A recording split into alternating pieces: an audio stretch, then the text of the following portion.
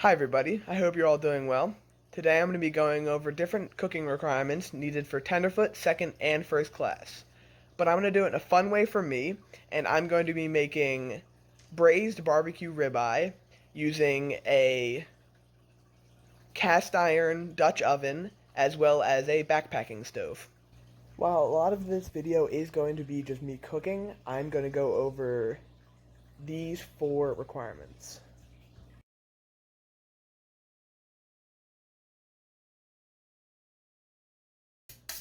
This is my older brother JT. He's an alumni from Troop 78, and he's going to be helping me out today. So, the ingredients we're going to need are cubed beef, chicken broth, carrots, celery, onions, salt, pepper, olive oil, garlic powder, and barbecue sauce. These are the main supplies I'm going to be using, along with the Dutch oven and the backpacking stove. So, the first thing we need to do is prepare everything we have. We need to cut our vegetables and sear the meat.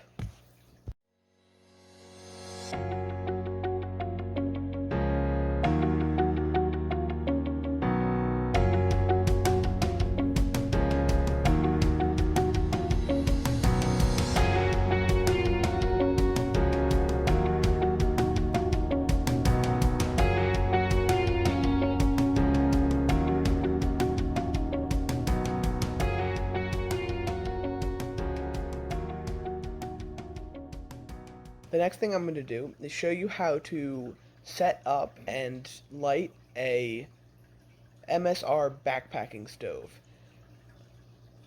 This is best used on backpacking trips when you need something that's light and won't be too bulky to carry around. And it's really useful for heating anything up quickly. This is a Whisperlite backpacking stove. It contains a bottle of fuel, the pump, the stove, and a heat shield. And it normally contains a piece of foil to go underneath the stove, but we're not using it today because we're working on a brick. In order to assemble it, the first thing you're going to do is remove the cap from the fuel and insert the pump.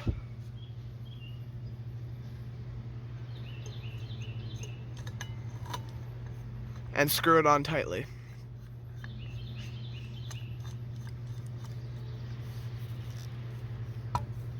Next thing you're going to do is to pump up the bottle of fuel until it becomes tight. The next thing you want to do is attach your fuel bottle to the stove and continue pumping until the pump is tight. And then, to start lighting the stove, you are going to slowly release the valve until the dish underneath the stove containing the wick begins to fill up with fuel. Once it begins to fill up with fuel, you're going to immediately tighten the valve. And then you're going to use a match and light the fuel.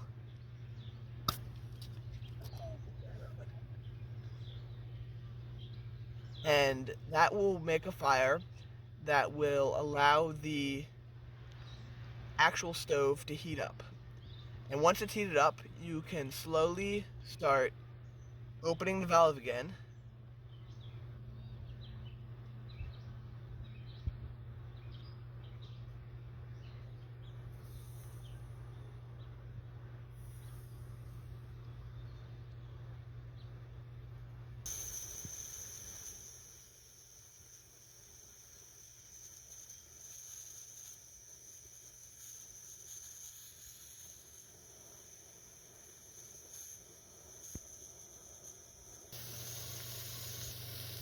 You want to get that nice brown color.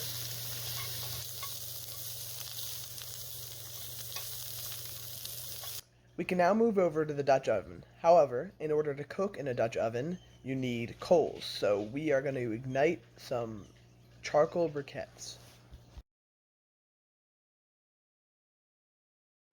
Right now, we are using a charcoal chimney to assist the process of lighting charcoal.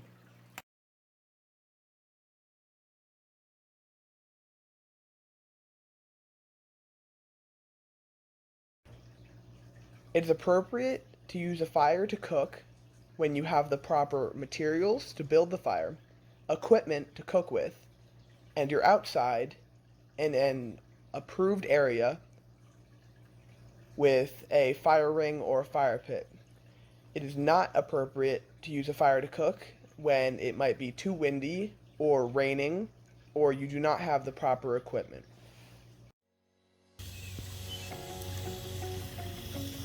Once we have a hot bed of coals and our Dutch oven is ready to be used, we can place it on the fire to begin to get warm and add some oil. Once the Dutch oven is hot and ready, we can begin adding ingredients.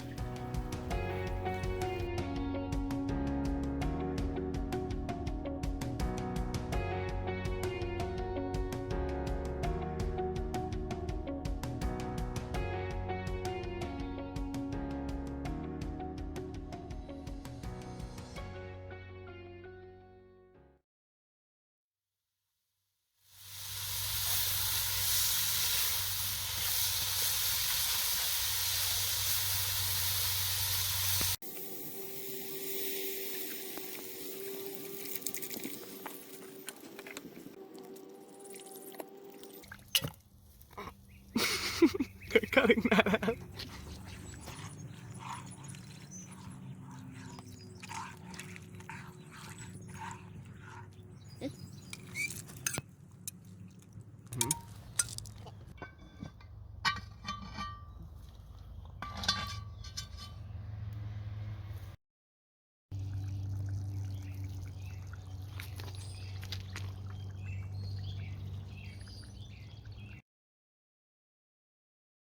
Whenever working with fresh meats, dairy products, eggs, vegetables, or other perishable food products, you always want to make sure to store them in airtight containers or bags and in refrigerators or freezers. That way they stay safe to eat. When you're at a campsite, you always want to make sure to properly dispose of any trash and other disposable things you might have. So the best way to do that is to always have trash bags to put your trash. And if the campsite you're staying at has somewhere to where you can bring your trash, you want to make sure you do.